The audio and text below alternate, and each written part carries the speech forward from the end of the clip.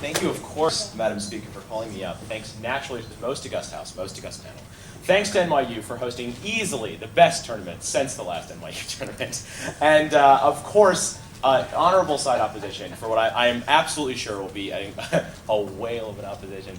And certainly Benjamin Strahs for agreeing to run cases like this with me. And for just generally being the best person that I could ever possibly imagine. So with that said, it became important to I and Ben at some point in our debate careers to stop running cases that had answers. Because really, at some stage, according to this economic theory, this is true. Actually, that is false. Oh, the round is over. So rather than do that, we are not actually so much proposing as asking a question. And that question is, of course, op choice. The government asks of its opposition, did Ahab love the whale? And I'll pause time.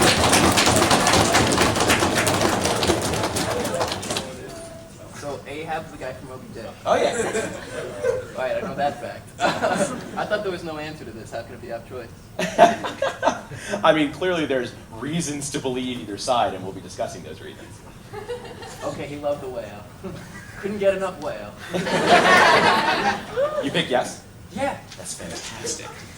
I am so pleased with you gentlemen, because the obvious easy answer is no, he was trying to kill it. But there's really, there's tons and tons and tons and tons of reasons on both sides of this house. It's one of the reasons that I enjoy running cases like this so much, is I really don't think there is a correct or incorrect side. But I will be lobbying for my side. So, no, Ahab did not love the whale. And it's important in this round to determine what exactly we mean when we say love, like what exactly our working definitions of love are. So we'll state on our side of the house that we believe love is reciprocal, that love is a knowing relationship based on truth, and that most importantly, love is generative. This is something we'll be harping on a lot in our round, but we don't believe that love is a thing in and of itself, that just because that love is its own conclusion. Rather, we believe that love is something that produces other actions, and this is an important note in the definition of love, one of the things that makes our definition of love a useful one. So the first thing I'll talk about is the idea of ignorance. Because recognize that Ahab in no way actually knows the whale in truth. All Ahab knows is that one time something came out of the ocean and bit off his leg and made him very, very upset. Ahab has supplanted what we would ordinarily think of as love with an idea of obsession, right? And this is sort of a Freudian point, insofar as we believe that you can, and often people do, institute something in their lives that supplements for love, that stands in for another person. And we think that that's what he's done with the whale, but that it's necessary to note that this is a supplement, that this is something that is not what love does because it doesn't act like love. Love, obviously we believe is generative, and Ahab didn't want to buy a house and raise kids with the whale. His obsession, his quest for the whale had one terminal note, and that note was ultimately, it turned out to be his death, but was seeking the death of the whale itself, not anything else. This is pathology, not love. What's up? I don't want to buy a house and raise kids with my mother, but that doesn't mean I don't love her. Why is love romantic? Well, no. That isn't the issue, because you do want to have a relationship with your mother. Your love for your mother does cause you to act in certain ways. You don't simply pursue your mother, beat her into the ground, and say, "Good, I love you." That isn't what you do. It is an act, it is an emotion that leads to other acts. So just because it is not necessarily romantic in the case of your mother, still it fits with our definition of love. No, thank you. Still it is reciprocal, probably. Still it is knowing. Still it is based on truth. Not the deceit that he can know the whale. Not that this image of a monster, this image of a terrible thing, a terrible injustice the universe perpetrated on him, that stands in for the whale and his conception of it. That is deceitful. That is pathological. And it just strikes our side of the house very dangerous to blend the definitions in this way. To not provide for a robust definition of love strikes us as being antithetical to the human condition itself. If you begin to warp the boundaries of where this word it is and what it does, it just seems to us a profoundly bad thing. So the second thing we'll talk about, no thank you, not this time. The second thing we'll talk about is the idea of fear. Because we believe that fear is antithetical to love. We believe that if you truly fear something, you are incapable of loving that thing. And we think that Ahab does fear the whale. Why do we think this? He didn't pursue the whale alone. It's not like Ahab swam out into the sea and decided that he was going to pursue the whale. Yes? Doesn't it take a lot of people to operate a boat? I mean, yes. And the fact that he didn't want to drown, the fact that he needed all of these people, that he needed the... And bear in mind, it's not like they just operated the boat. Actually, in the text of the book, he also sent them out to kill the whale. He didn't go himself. He didn't plunge the harpoon in himself. He didn't act as one would think one would if this were truly what one wanted. He demonstrated again and again and again a severe aversion to the whale, a desire to exterminate it, but not a desire to be close to it, not a desire to know it or to, like, in any sense, gain some understanding of it. All Ahab sought was to annihilate the whale, to make it very, very certain that the universe and the whale were no longer compatible. We think that ultimately this obsession, this quest of Ahab's, was born of a wound, and that things that have their genesis in that kind of blood and that kind of pain aren't capable of either becoming or demonstrating the qualities that we would associate with love, and therefore it cannot be useful to associate them with that term. The third thing that I'll talk about then is the idea of hate. Because we don't believe that Ahab, in and of himself, is capable of love at all. Ben and I believe that one of the reasons that love is lauded is because it is actually fairly specific and fairly exclusionary. Not every human being, we would suggest, is capable of love at all. We think that it actually does demand of someone a certain level of maturity, a certain level of self-reflection at the very least before one can begin to evince these feelings for someone else. So, Madam Speaker, members of this panel, we think because nothing in Ahab's actions demonstrate that level of maturity. He was willing to sacrifice everyone else on his ship in pursuit of this one thing. He was unable to recognize their basic humanness. He was unable to provide even the most baseline respect for life that we would associate with that maturity. Then there's no reason to believe that out of this selfishness, out of this kind of determined and maniacal pursuit of a whale, there would be any reason to believe that it could be usefully termed love. Ultimately, we on our side of the house believe very strongly in a fairly idealized version of love that this does not bear any resemblance to, and whether it seems it or not, I am extraordinarily proud to propose this kind of case. And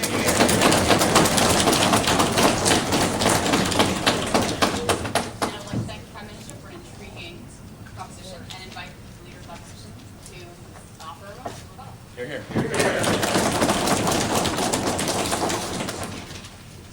Thanks everyone here. Thanks to NYU. To be honest, after my embarrassing choke job at Worlds this year, it's nice to have a second chance to win an international championship. It's really prestigious. Thanks to all the international teams that came. That said, this case managed to be my least favorite kind of case in two ways. First off, there's an amorphous concept that's impossible to define. That is love. That all back and forth it's going to be love is about not having hate towards it or not being afraid of it. And then I get to say, but love is about passion. And then there's no way to adjudicate at the end of the round other than you thinking, but I think it's passion. And some other judge is going to be like, but I think it's not a absence of fear, right? It's just asking you to intervene at the end of the round because we're begging you to decide between these like first principle concepts about what love is. So it's just impossible to adjudicate because I promise you guys can come up with the passion argument, right? Which is like the one side. So at that point, you're just asked what you think about love, which is why I know it's they said we like unanswerable questions. The problem with these sort of questions that you can't adjudicate is you can't adjudicate them, right? And that's what you're being asked to do. So that's the first reason I don't. I know you love this, Robbie Pratt. That's why you won this final, right? All right. The second reason I hate this kind of case. No thanks. Did he? The second reason I hate this kind of case is it's asking us to ascribe reason to an actor. That is, the reason Ahab had these particular motives was this. So we're asking to make arguments about his particular psychology. So what's the one kind of argument we all make fun of on APDA? Arguments about someone's particular psychology under the you framework, right? No, they didn't use you, but they're like, he did this, therefore. So we're just like taking the actions that he took in a book and then ascribing motives and psychology to him. So, I think he did it because he was scared. That's why he didn't go after the whale. I think he didn't go because he had a peg leg and was afraid he'd fall out of the boat, right? It's like no way to adjudicate these claims either. That said, what we're going to try to do is argue for 4 different conceptions of love and show why all 4 of these he meets. I think that at the end of the round, that's going to leave you with enough confusion about whether or not he's in love that you're going to default to off. So that's the goal. So the first argument I'm going to give you is the passion one I already promised. And to say, look, this was the driving force in his life. No, thanks, in a minute. This was the driving force in his life. This motivated him to take particular actions. He cared about this above all else and was willing to sacrifice other else. This is the all-consuming passion. I think a very good definition for love might in fact be, what is it that you're most passionate about, right? There's no reason you can't love wanting to kill a whale, right? And I think that this is valuable here, that he did have love towards the whale insofar that it was the driving kind of passion within his life. Now the second argument I'd make, however, is a good way to think about love and whether or not you're in love with someone is how you would feel if you lost that person in your life, right? So if that person were to leave your life. And what I would say is that if they have lost the whale, so if he killed the whale or if the whale disappeared, nothing would crush him more than this, right? This is the single loss of an entity. First, if he couldn't find the whale, he'd be so crushed because he couldn't fulfill his life goal. But secondly, the incredible crushing sense of emptiness that's going to come if he were to ever have actually killed the whale, because suddenly his life would have had no purpose. So taking the absence argument, or what would his life been without this, I think is a good definition of love, right? So if you say the person you love most in your life is the person that you would be the most sad if they were to disappear or to die, I think that's a good way to say who is the person that you love the most, right? So with me, it might be my mom or a girlfriend or whatever it is, but you're always saying it's the same for Captain Ahab. Sure. The kind of dependency you're describing strikes us as similar to like abused children and spouses. Isn't that a sort of weird and negative view of love? Okay. So it's weird that they might still be in love with them, right? But I think oftentimes they are, and that's why they act crazy irrationally, right? Which is they stay in these abusive relationships. The only way to explain it is this kind of feeling that's apart from rationality, which is exactly what love is. It's like love is when you stop listening to rationality and still continue to act, even if it's crazy to do so, right? So abusive spouses, you stay in that relationship because you are in love, and that like these arguments about like rationality don't make sense to you anymore. So the third argument that I'd make about love is that it creates self-definition. And what do I mean by that is that Ahab defines himself vis-a-vis the whale. I am the captain that tries to kill the white whale. As a consequence, it is the thing in his life that leads to like the most important part of his life, and as a result, I think that's incredibly important. When we define ourselves relevant to an object, I think it's important to say that we probably love that object or have those kinds of feelings for it, or it wouldn't be so important to our self-image and who we actually identify as. If this is how we identify as himself, I think that that meets the threshold. So that's the third way. The fourth way, however, as I'm going to say, is that he makes irrational sacrifices for it. Now what I mean, not only is he willing to risk his life and risk his limb, right? He's willing to risk other people's life and limb too. He's willing to give up other pursuits, family lives, career opportunities to be a bigger ship captain or whatever. All of these different things he's willing to give up in this case and make a sacrifice for the whale. Doesn't it seem like the person that you love or the thing that you love is something that you're willing to sacrifice for if it hurts your other pursuits? I think that this shows that this is the kind of obsession that crossed just like a childhood crush on the whale, right, to the level of love when you're willing to sacrifice so very much for it. So I think there's 4 different ways in which we can reasonably say that he loved the whale at that point. That said, let's go back case side. So the first thing is that they said is that, so first off, most of the arguments on case were a little sort of postmodern hippie stuff that I didn't understand what the words meant. So they're like, love is germinant and it seeks truth and that it's defined and relative to actions that we produce as a consequence. So I don't understand that. But I did get the love produces actions part. This did produce actions though. He like went out and got the whale, so I understand that part. The next thing he said is that Captain Ahab doesn't know truth. Oh god. So, their case is assuming that there's like some objective truth out there that like Ahab is missing, and that like he's being so irrational. So first off, if he's being so irrational, maybe that means he loves it. But secondly, I think it's really weird to say that like Ahab doesn't know what truth is, that he's like unaware that he's like doing everything to kill the whale. I think it's reasonable to say that like, you know, he lost his leg because of this whale and he's going after it. The next thing that they said is that because he was looking for it to kill it, and it was a terminal action, that it couldn't be love, right? So that any action that produces love has continual actions behind it. I think this is a fairly ad hoc definition of love, right? Like, you gotta keep loving something forever and not want it to end for you to love it. I don't think that this is particularly reasonable. I think that it's quite possible that we like things with expiration dates, even if that's part of our love for it. And I think that that's fine. Next, they said that love has to be reciprocal. That seems on face false to me. You can definitely be in love with someone that doesn't love you. So that's all of their first argument. So the next thing that they said is that fear is antithetical to love. So first off, I think that people have cold feet and are still in love all of the damn time, right? So those people are probably afraid. So I don't think that there's any good justification for this sort of like assertion that fear is antithetical to love. But then what he does tell you is Ahab is afraid of the whale by saying that he sent other people out for them. So first off, he sent a lot of different people out so they could check in different places. But also he had a peg leg and was old, so it was very difficult. They didn't make particular arguments that he was afraid. But the one thing I know about Moby Dick is, doesn't he at the very end like die chasing down the whale? It's like this like scene where it's like him versus the whale. I don't really fucking know. But at that point, at least, he wasn't afraid at the final moment of it. And the consequence, there's no reason to think that there was such a driving fear that it overcame this. So the final argument was about hate. And they say, not everyone is capable of love. It's true. Not everyone's willing to make sacrifices for someone, right? Or not anyone's willing to let something consume their life. Those are the kind of people that we'd say aren't in love. No, those might be the kind of people we say are in love with their job. But that was the worst joke. But anyway, what I'd say here is that he has passion in his life. And as a consequence, I think that he's capable of making the sacrifice. Look, at the end of the round, I'm going to assert love's one thing, they're going to assert love's something else. You're going to have to just pick between your conceptions of what love is. You're a better philosopher than I if you have such a well-formed conception of it that you can decide in 7 minutes. Go ahead and persuade me otherwise, MG.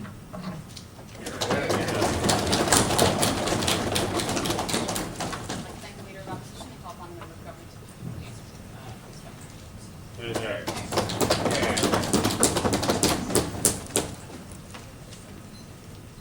Thank you, of course, Madam Speaker, for coming up here, NYU for a fantastic tournament, Andy for running this case with me, and sincerely, side opposition for playing ball at this case and making a really good discussion out there. I really appreciate it, and so does everyone in this room, sincerely.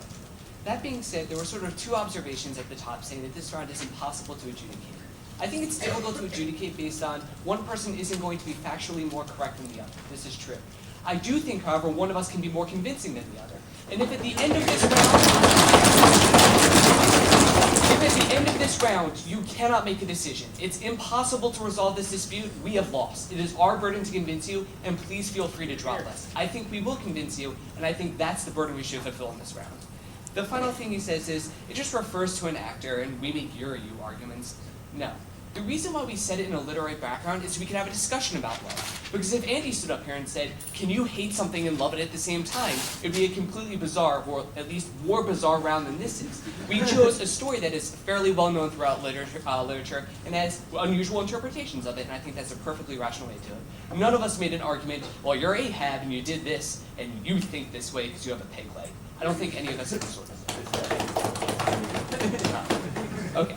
So the first independent point that Chilton talks about is passion. And what he says is, love is just a driving force in life. Whatever motivates you to take action is something that you have to love. It has to be the source of your inspiration in your own existence. But I have a problem with this definition, because if you actually accept it, then it would seem that Ahab would love his hate for the whale, because his driving force in life, his motivation action, the motivator of his actions, the reason why he pursues things and sacrifices everything in order to kill the whale is because he really wants to kill it. It seems he would love his hatred of the whale. That would seem to be the genesis of his actions.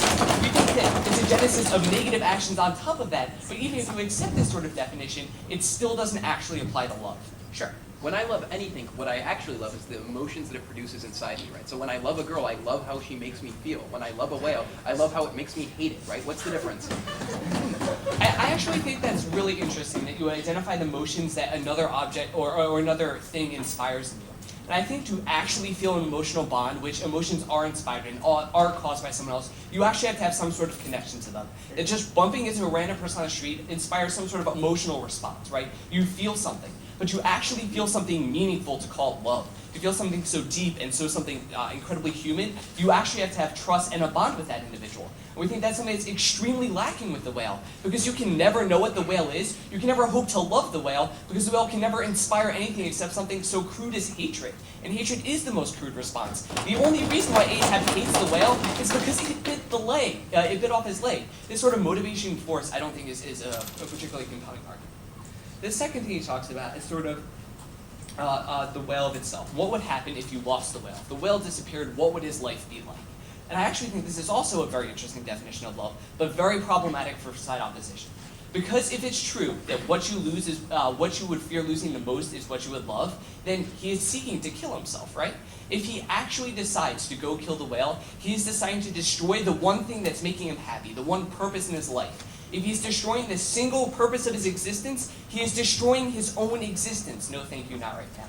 And what we would suggest on our side of the house is that make him suicidal. And an individual that is willing to terminate their own life, who does not love themselves or understand themselves enough to want to live, cannot love anything outside of themselves. We think the source of love is internal and not external. The third thing he talks about is how he defines himself. Basically, he loves the fact that he hates the whale, and he's defined as the captain that seeks out to kill the whale. Again, I think this is a definition of a suicidal actor, not someone who's actually in love. The fourth thing he talks about is irrational sacrifices. And I actually think this is actually a really good test of love. Whether or not love means anything. Are you going to irrationally sacrifice things for the other individual in that relationship or in that emotional connection? But I think the difference here is there's also another sort of irrational sacrifice. Every time you irrationally sacrifice something, it doesn't mean you love that something. If I irrationally perform an action, it doesn't mean I love that particular action. It means I made a bad decision. So what's the difference between the two? When you rationally sacrifice for something you love, you're doing that to support that love, to extend that love, to support the object of your love. That is the opposite of what Ahab is doing. Ahab is doing it to kill the whale, and the irrational sacrifices he's making are actually ending in the termination of the whale. We don't think that irrational sacrifices that hurt the thing you love would suggest that you love it anymore. Going back case study. Okay, so the first thing we talk about is ignorance. And what Chilton responds is, well, they're sort of positing an objective truth here, right? And he doesn't know the objective truth. And he sort of opts around that. But that wasn't the purpose of the point, and I guess he didn't understand when he said the truth of love in here. So to clear it up a little bit, what Andy was suggesting is you can't love something you don't know. To actually truly love something, you have to have some sort of emotional connection, some sort of basic knowledge of it. But Ahab lacks even that. He doesn't assign it even a name or identity. It's just the whale. His only identity is it's just a giant beast. He doesn't understand its motivations or even care about its motivations. He just seeks out its destruction. That's obsessive and not love. He also says that you can love things with an expiration date. I honestly don't think that's true. If your love is contingent on an expiration date, then it isn't love. You do not love someone unless you want that love to continue and you take actions to make sure that it is generative. Because our basic definition of love that we are defending is a generative love that we want to continue for as long as possible. And assigning an expiration date to it would assume that you merely enjoy having its presence or you enjoy its emotional connection, not that you would actually love and want it to continue. The second thing we talk about is fear, and the response we get is cold feet. And that's not like Ahab's a bride right before marriage and a little bit scared of committing to the whale for the rest of his life. Ahab is petrified of the whale. Not just of the whale, but knowing of the whale. He actively tries not to know anything. He does not seek anything out. All he seeks is its destruction. The fear of the whale causes him to try to destroy the whale because he doesn't understand it. The next response we get is that Ahab doesn't go out himself to kill the whale. He relies on other people. And we get, well, he's a pig lake, he's old, it's difficult. Yes, this is true.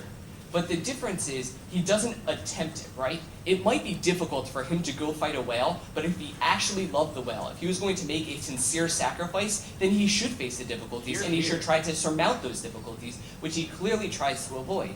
Also, at the end, he doesn't challenge the whale. The whale turns around after and actually attacks his main ship and kills him. The whale seeks him out at the end. I think that's important. The third and final thing we talk about is hate. And we just sort of get the blanket sacrificing again. But this isn't responsive to the actual point. The argument we make is that Ahab hates the whale so much that he sacrifices his own humanity for it. He's going to kill his own men, his own ambitions, anything besides the whale in order to seek out and terminate the whale. And we think that this hatred actually causes the death of his humanity. We don't think that Ahab can love because he is so capable of throwing away other humans' lives without the slightest consideration. At the end of the day, the sacrifice doesn't just have to be irrational and crazy, it has to mean something. It has to be generative, and it has to cause positive emotional responses. And I think we're strongly defending that. Member of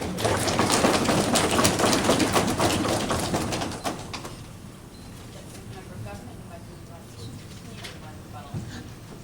Here, here. Thank you very much, Madam Speaker. I'd like to begin this speech by making a confession. I come from a very small rural town. It's sort of Hickville. We didn't do a lot of literature in my high school. I haven't read Moby Dick, but I did listen to a lot of country songs growing up, and one of my favorites was, and I won't sing it for you, but old Mr. Webster can never define what's being said between your heart and mine. I think that's really what this rhyme comes down to, right? Like, we might not need to know about Moby Dick, but listen to your country songs, brothers and sisters, and let me tell you, love cannot be defined. But Adam and I, we've got some thoughts as to why we should try. So on face, I think that you as a judge have been confronted with an unfair burden by the government, which is to ask you to fairly adjudicate a round for which there can be no definition. Drop them on face for that, right? Because it gives you an unfair burden for how to like adequately look at the framework within this round. However, I'm going to look at like this overview that Adam gives us in the responses, because I think by addressing that and like the literary intent between like when Herman Melville wrote this book, we're going to see that he's probably intending for love. So what does Adam tell you at the top of his flow? He says, listen, if it's an amorphous concept, love can't be adjudicated and so forth. Like, I agree to that. I listen to my country songs. Given that, then, it seems that Adam has like a broader understanding of love. They seem to define it as like everything Adam says it's not, but Adam gives you a lot of compelling reasons why something that you define your life by, that provokes passion and emotion within you, ought to be defined as love. I think they too narrowly restrict it. I think, if anything, the lesson that we should take from this round is that love is not just romantic. Love is not just what you feel between like a parent and its child. Love is not just what you feel for that nemesis from your debate round that you actually cling to because they give you some sort of meaning. Like, love is broad enough that if we have to default to anything, we ought to default to the fact that he did love the whale, because love can come in so many different shapes and forms. But the second thing that they ask us to do is to ascribe reason to an actor. And they said, well, if we were just to have this as like a theoretical, like, can you love something that you also hate, it'd be boring. So they put it in a literary context.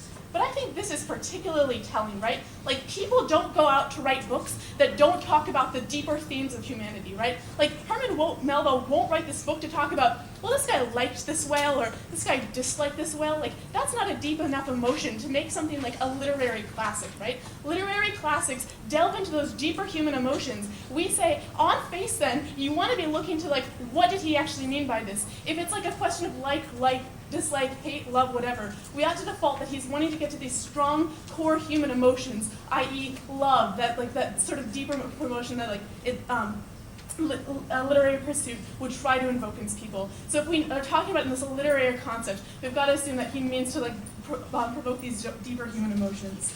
So Adam gives us 4 concepts of love. They say these concepts are wrong, but they also agree that love is sort of undefinable, so I'm going to defend them, right? The first one is passion. They say, and it's the driving force in his life. They say his motivation is actually really to kill it. So it's like really that he just loves his hatred of the whale. I think Adam rises on a POI with a really good response. That like love is like the emotion it brings up in you, right? So like even if like the way your love is defined is in a construct of hate, that doesn't mean that love is any less strong, right? Like it might be a blending of the two. It might be a love-hate relationship. I think we hear that term a lot, but it doesn't mean it's not love, right? Like I think that on face, them just saying it's hatred doesn't adequately address the fact that oftentimes those really strong emotions comes in like diametrically opposed pairs. Like hatred and love come together. Like sometimes I like them, sometimes I don't. But for the strong emotions, that tends to be true. The second thing that Adam brings up is how you would feel if you lost that person.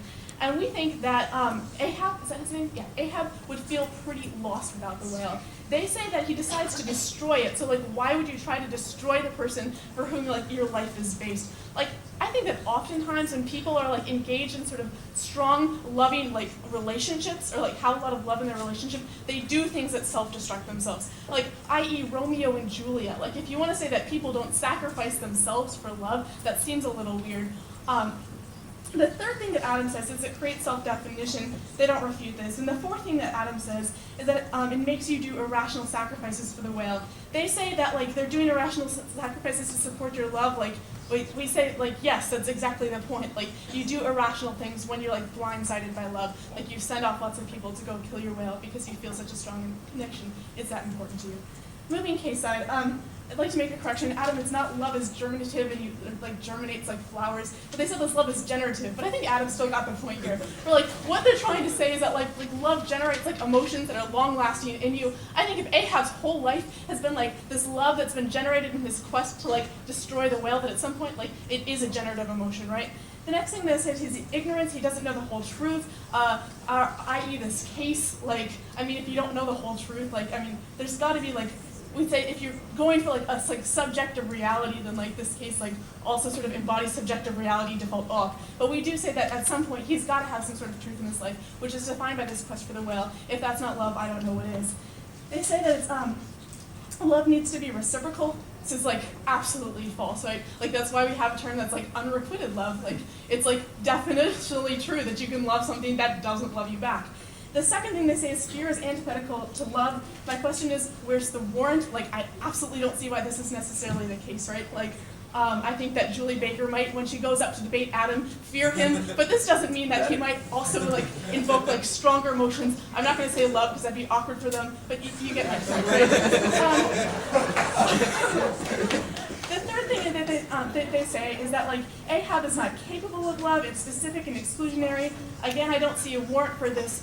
You often can have a love that's very specific to a given pursuit or a given activity. I might say I love the activity of debate. That seems fairly specific and exclusionary of a lot of different people that aren't interested in it or a lot of other activities. But that doesn't mean that I can't have the single-minded pursuit.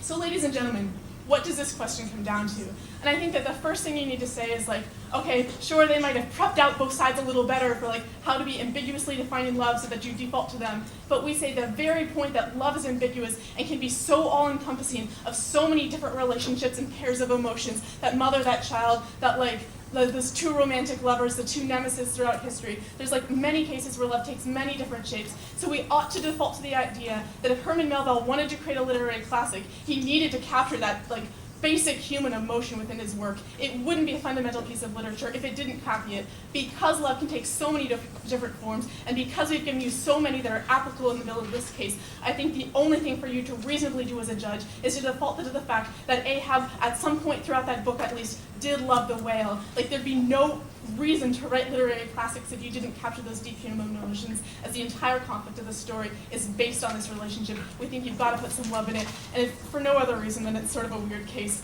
oppose. Large speeches.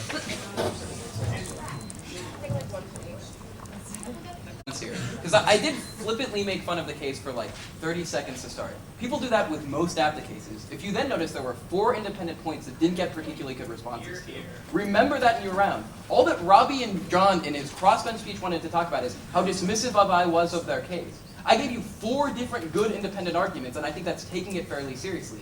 What we didn't get is equal consideration, I think, in the MG to actually go through the arguments the same way I was willing to go through theirs. That said, I'm going to do what Robbie wants and give you 2 tales of love, so to speak. Their concept of love and ours. And I think at the end of the day, you're going to come to the conclusion that you like our conception of love better. What's their conception of love? They give you 6 criteria that have to be present for love to exist. First off, in principle, we have told you that this is problematic to try to pigeonhole love in this way, over and over, the one singular conception of love. They didn't respond to that all in MG. But what are their 6 criteria? First off, they say you have to know about it. Where a response to this that we said is look, you can love what you think you know about an object, even if you don't know all of the details about it. So I can be in love with someone and later find out they're not the person I thought they were. I don't have to know the essence of the whale to truly be in love with it. I can love the concept of the whale or what I know about it. The second standard that they give you, however, is that love has to be reciprocated. Not if the person necessarily loves you back, they change this to MG, but at least so that you get a benefit from it that's mutually reinforcing. You can't just love someone you meet on the street. First of all, I think that you can love someone that causes self-destructive behavior all of the time. Look to Romeo and Juliet. But more important, love frequently isn't unrequited and doesn't give you a benefit and actually just pains your heart. That's what a broken heart is. Even if your heart is broken, you continue to be in love. So that standard, their criteria for love, isn't met. Their third argument is that it has to be generative, that it has to produce actions. I agree that it might have to produce actions. It clearly produced actions for Ahab, right? But what they didn't tell you is why it had to produce a particular set of actions, right? They seem to think that they can define the kinds of actions it has to produce, and they meet these particular criteria. They never justified that. The 5th standard for love they gave you is that it couldn't produce fear. First off, we told you this was an assertion because love frequently makes you afraid because it challenges your most base emotions, just like a marriage. But secondly, we said that it's pure assertion that Ahab actually was afraid. Their 5th criteria for love is that it can't have an expiration date. Lauren's example was debate. I think this is a good one. I love debate. I'm ready for it to be over, and I want it to be over. The pie example was great, too, that you could love pie and want to destroy it here. There are 6 criteria. None of them seem particularly important to love, right? They say love has to meet X and Y and Z over and over again, right? We have a very different conception of love on side opposition. What's our conception of love? What we say is that love is about what you think is important to you for 4 different reasons. First off, we say love's about what you're passionate about. People can have love and express it in different ways. It's what you're passionate about and what drives your life actions. It's weird for William and Mary to say, nah, you might be passionate about this, it might consume your life, but you don't love it. Trust us, it wasn't generative and it produced fear, right? Those are completely ad hoc and nowhere near as essential to the concept of love of what I'm expressing to you. The second thing I said, you're worse off without it. We got no good response to this here. I said, Ahab might think he's better off destroying it, but he'll actually feel empty afterwards, and it will be feel the most empty if this is taken away from him. That shows you it's the most important thing in his entire life. If he doesn't love this, what does he love? There's no response to this. I next told you he defines himself in opposition to the whale. There was no argument particularly good against this either, where I said, look, he sees himself as the person trying to destroy the whale. It factors into his self-definition of who he really is and what he wants to be. And finally, I said he makes irrational sacrifices for love. Here's why this irrationality argument is so important they missed it. If you're acting divorced of reason, as they agree that the Abraham is, there has to be some other driving force there. I think this driving force is reasonable to say it can qualify as love, right? It doesn't just have to be pure hatred that drives you, if it's at the point at which it's your passion as well. And I think that the lines are blurred here. So at the end of the day, what do you have? There's two different kinds of love here. They have a kind of love that has to meet specific criteria like a checklist, right? It has to make it so that it's generative, not fear, makes it so that it's reciprocal, that you get to know it, right? We have a very different conception of love. We say, look, what's most important to you? What's your driving life force? What is it that produces you to action?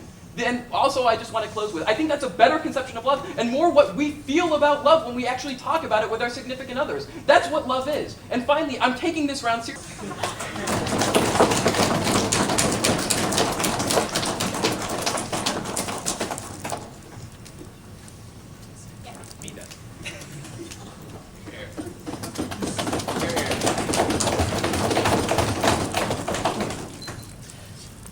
And I quote, "The arguments on off case were supposed to muddle the round sufficiently such that you would blame us and they would win." With that said, John gave a very cogent defense, one that speaks very much to why I ran the case, but I do have my own version of why I ran the case. And the reason that I enjoy running this case is I can stand and say something that not many other cases allow me to say, and that is the fact that I truly enjoyed Chilton and the person whose name I don't know's speeches, and really actually did think that they said many, many good and reasonable and interesting things. I can respect their arguments because doing so doesn't mean that their fact pattern was correct and I have to sit down. With that said, I have one crystallization point, and that is, can you define love? Obviously, yes. Everyone in this room uses the word love in common parlance. Everyone talks about love. If that's true, it means that everyone has a vision of love. From wherever that vision arose, I would argue it arises most often from texts like Moby Dick, from texts that you read, from conversations you have. But if everyone has something that they can in some sense refer to when they mean love, then yes, it can be defined. What that means in this round is that if their vision of love doesn't comport, doesn't resonate with the narrative of love that we all think of, then it doesn't deserve to bear that name, then it is not useful to think of what they're suggesting as love, and it does not. The story that they tell is of a man who lost a leg and out of obsession, out of need and hate, decided to make that need and hate the most important thing in his life, and because that was all he had left, seek to eradicate it. Ultimately, they ask us a question. If he doesn't love the whale, what does he love? Nothing at all. Ahab is incapable of love. All the ways that Adam proposed in his LOC, all the four ways, I think were extremely cogent responses to this central proposition. They were ways in which you could envision Ahab's quest as mimicking the stories that we typically associate with love. What, however, is distinct about this, and that is the fact that Ahab, unlike all those other stories, hates himself and wants to die. Ultimately, none of these other people. Those responses were in LOC. The reason that it's different that he's trying to make now, totally no. Ultimately, I assume under consideration, one of the reasons we propose Ahab as being incapable of love is because in none of the other stories do the people slaughter wholesale. We suggest that someone who is willing to sacrifice other human beings, someone who cannot even respect other people in any way, is not capable of love. None of the others lied and laughed. Ahab did. finally, in conclusion, I will speak to the idea of just sort of what exactly we picture of being love, and what exactly, why we think that he is ignorant of the whale and why that's important. There's a quote from Moby Dick: "He piled on the whale's white hump the sum of all the fears and hates that had hounded him." We think that ultimately, exactly as they propose, that it's that motivating force, that it's that deceitful, horrible self-reflection that Ahab could be considered to have loved in this round, not the whale. The whale never entered into it. All Ahab had was himself, and ultimately he wanted that self erased from the world. What we demand of love is that you are not suicidal, is that you do not have that kind of persona, that you are sufficiently of ego, that you sufficiently love yourself, that you can express it outwardly. They talk about irrational sacrifice, and I thought Ben's response to this was perfect. If it can't just be irrational, right? Love isn't just insane. What Ahab lacked was that he sacrificed all these things, but never for the whale. It was never to help the whale. It was never to know the whale. It was always to kill the whale and ultimately himself.